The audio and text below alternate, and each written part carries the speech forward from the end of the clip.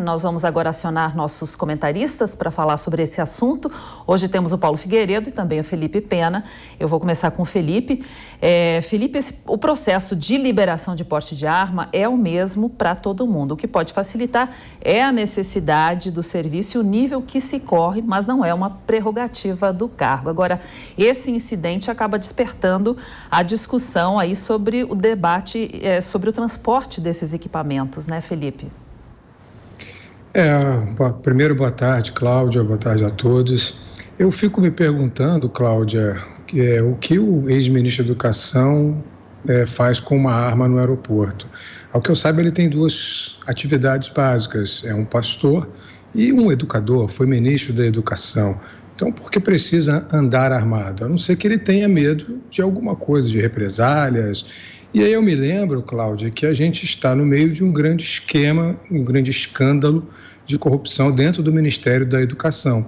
Um escândalo ligado, inclusive, a pastores evangélicos. Vamos lembrar aqui que 2 desses pastores evangélicos foram recebidos 45 vezes no Palácio do Planalto, na Presidência da República.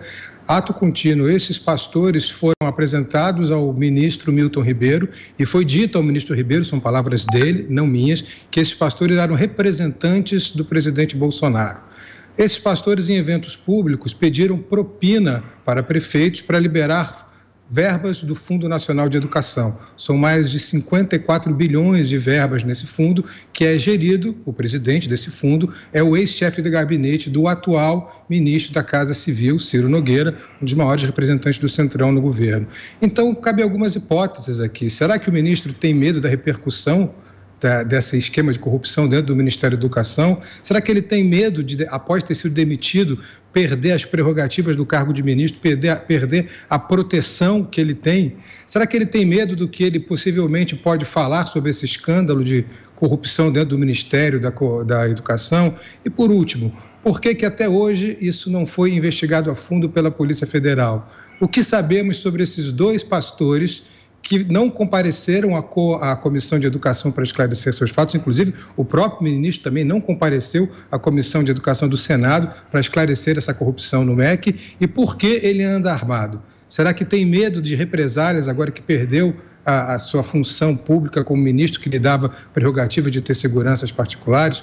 Eu tenho muito receio de que a gente não tenha essas respostas, porque pelo jeito, Cláudio, nesse governo que se diz que não tem corrupção, o que não tem, na verdade, é investigação. E talvez por isso o ministro Milton Ribeiro tenha medo e tenha que andar armado. Bom, vamos chamar também agora o Paulo Figueiredo. Paulo, você concorda com o Felipe? Há uma preocupação com a segurança do ministro, porque as regras da ANAC determinam que esse procedimento aí das armas deve ocorrer num local específico, né? Não foi o que ocorreu também. Como você vê esse fato, Paulo? Bem-vindo, boa tarde. Boa tarde, é um prazer estar aqui com todos vocês. Olha, por que o ministro tem medo? Vocês moram no Brasil, pô. O ministro tem medo porque todo mundo no Brasil tem que ter medo. Vocês abriram um jornal fazendo uma reportagem sobre o número de, se não me engano, de furtos de veículo em São Paulo, né, ou de roubos de veículo, não sei se roubos ou furtos de veículo, mas a violência no Brasil é escabrosa, é uma coisa alarmante. Todo mundo deveria ter medo de andar no Brasil, e quem achar que deve andar com uma arma de fogo para se proteger, deveria ter esse direito. Aqui, onde eu estou, nos Estados Unidos, em mais da metade dos estados, todo mundo pode andar com uma arma de fogo com o que se chama de porte constitucional, ou seja, como a Constituição americana permite que o cidadão ande armado. Em mais de metade, hoje, mais da metade dos estados americanos, você sequer precisa tirar um porte de arma. E em todos os estados você pode tirar um porte de arma. Aqui na Flórida, onde eu resido, você tem 2 requisitos.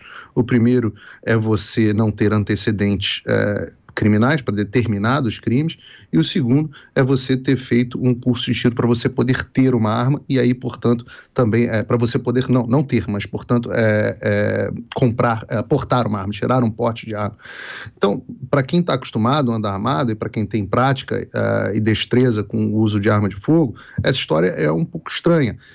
O ministro, se o fato ocorreu da forma como descrito pelas reportagens, o ministro cometeu uma série de erros. O menor deles foi não ter desmuniciado a arma lá na caixa de areia, porque desmuniciar uma arma parto do pressuposto de que fosse uma pistola, mas mesmo que fosse um revólver, desmuniciar uma arma é um procedimento bastante simples e bastante seguro. Qualquer pessoa com o mínimo de destreza sabe desmuniciar uma arma de fogo. Não precisaria ser feito numa caixa de areia. Mas já que a lei determina, se a portaria lá da ANAC assim determina, deveria ter feito. Agora, há uma série de violações aí de princípios básicos de quem usa arma de fogo e portar uma arma de fogo também pressupõe responsabilidade para arcar com as consequências do mau uso.